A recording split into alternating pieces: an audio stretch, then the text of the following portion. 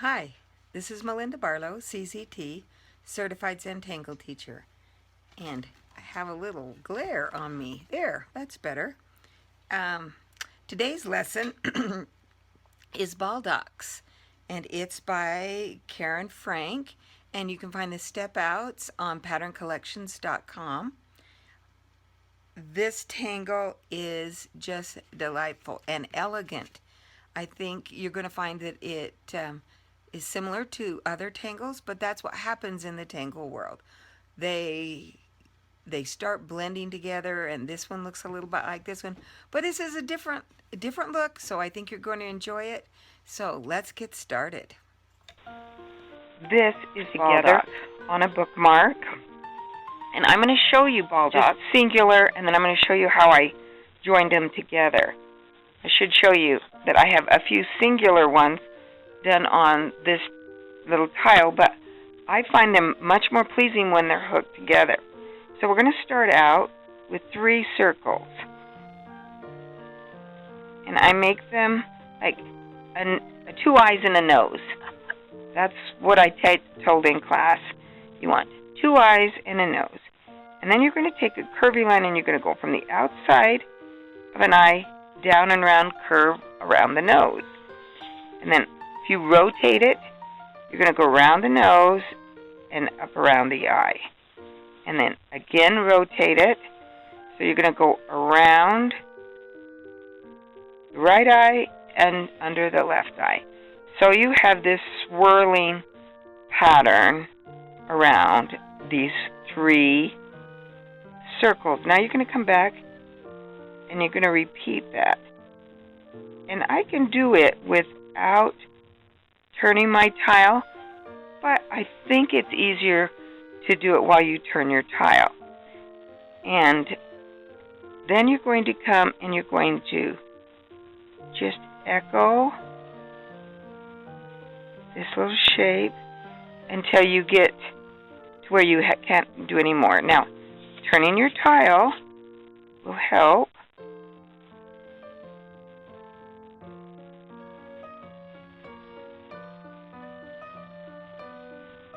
And again, I'm going to turn my tile.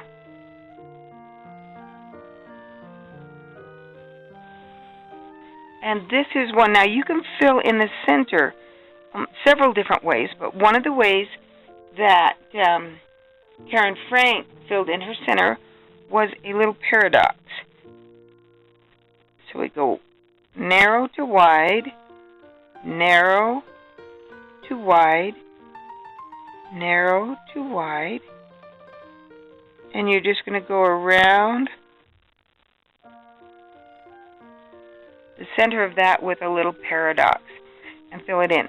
Now to join them so they have this linear look, I've done it on a gray bookmark and a brown bookmark and a white bookmark, and all of those you can get on my website, Inkidoodles.com. So now I'm going to say this is the nose. I'm going to come and put 2 eyes right there. And I'm going to do the same thing. I'm going to come from the outside of the nose, down around the eye, outside of eye, down around the other side. And there we have it. Now we're going to do it twice.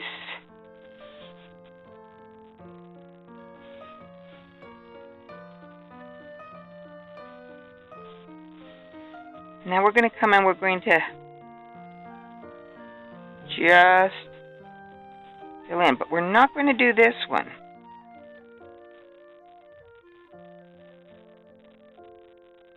Because this is I'm just going to go ahead and I'm going to do a circle.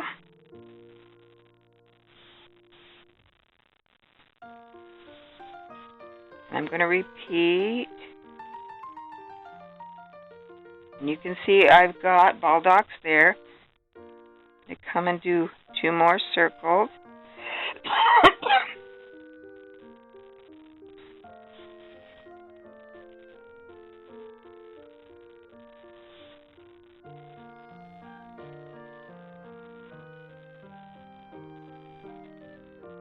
Now I'm going to do a nose. Those are my eyes. Come circle around my eyes.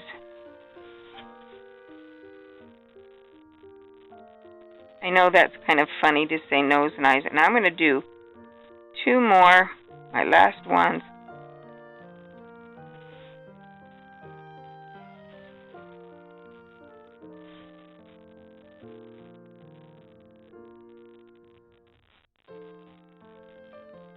Now I'm going to come back on here, and I'm going to echo out.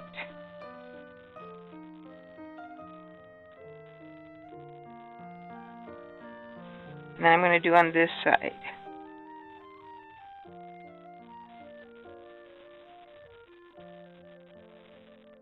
Stepping down each time. Now I'm not going to do this one. I'm going to come down and do this one. I'm not going to do that center.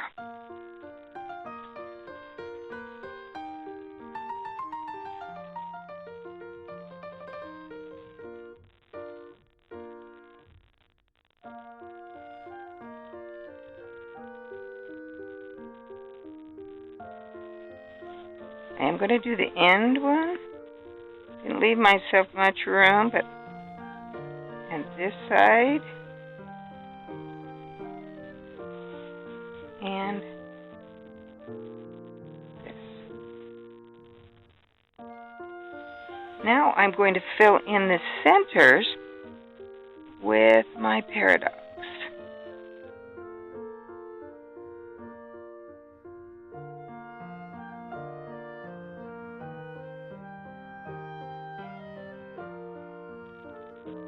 I just thought that was beautiful when I discovered that, how I could hook it together. I'm always looking for tangles that can be borders, and this would make a great border tangle. Now we should see if we can hook them together on a regular tile. So I'm going to draw my 2 eyes and my nose, and then I'm going to give them 1 wraparound. Okay, and now I'm going to do, I could do, here's my 2 eyes, I could make a nose here and give my wraparound. Then I could do, that's my nose, or I could say, here's my 2 eyes, make my nose. Here's my 2 eyes, make my nose. Here's my 2 eyes, make my nose. Now I'm going to come back and do my second line on those. So I'll do a second line here, here, on every one.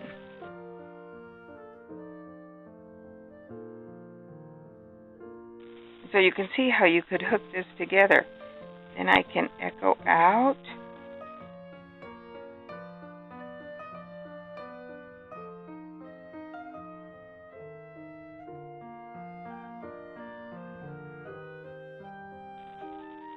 Now anywhere where I have a center one, I'm going to leave. Now I could come back in and just echo the inside if I found that that Rick's paradox was a little confusing. I can just echo that shape.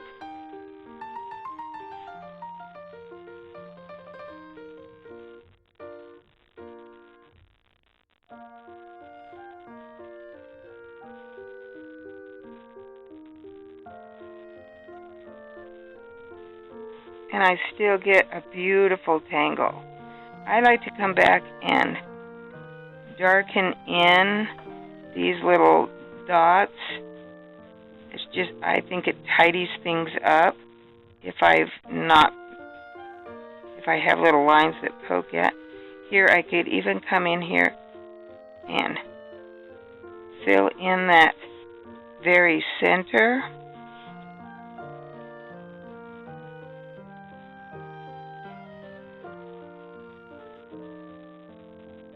I love this pen that I'm working on. It's a micron. Well, it's not. It's a Pigma by Sakura. It's a 05, but it has the plastic nib on the end of it, so it doesn't crush. Yet with a light touch, you get a light, a small line, and yet you can fill in. It's a beautiful pen.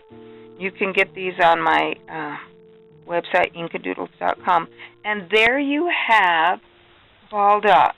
I got in such a rush, I almost forgot about shading. So here I'm back. I shaded this one. I'm just going to shade the bookmark a little. First of all, I'm going to say why I color in the little dots is that I'm never very neat right in here when I start and stop. So if I color those in, it just, I feel like it's a little neater look. And also, I like that black drama. I like to have that in my tangles. And so I will color these in just to give that extra drama.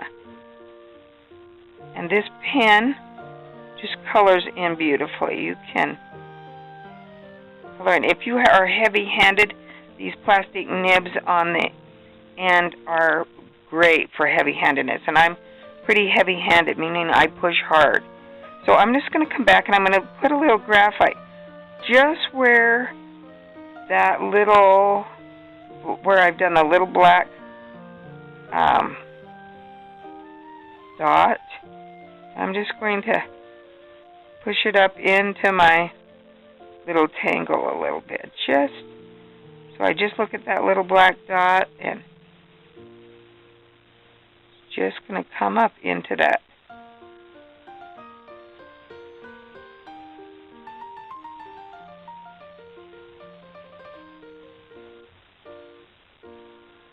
I lay down a little graphite. And my shading stump is really dirty. And I'm just looking to see if I have a emery board. And I do not have one sitting right here. When they get dirty, they're harder. It's harder to blend. So I've got here's a clean blending stump. That graphite just sticks to it and it just glides right over the top. So you don't get as good a blend. So make sure that your shading stump is clean. And things will blend better. So here I am just blending in or out that graphite.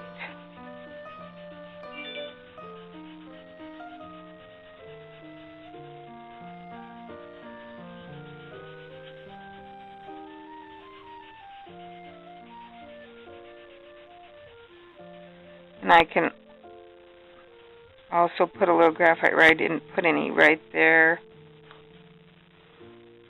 Put a little there. And blend that out. And I might even come back and put just a tiny bit in the center. That little triangle in the center. That one. And blend that out a little. And there you have one way that you can shade Balldox by Karen Frank. Beautiful tangle. You can do it as standalone or hook it together. I love this tangle. Very refreshing. I'm enthralled with it, I guess I could say. And thanks for watching. Don't forget to subscribe to the channel. Check out Inkidoodles.com. That helps support this channel. And have a great day.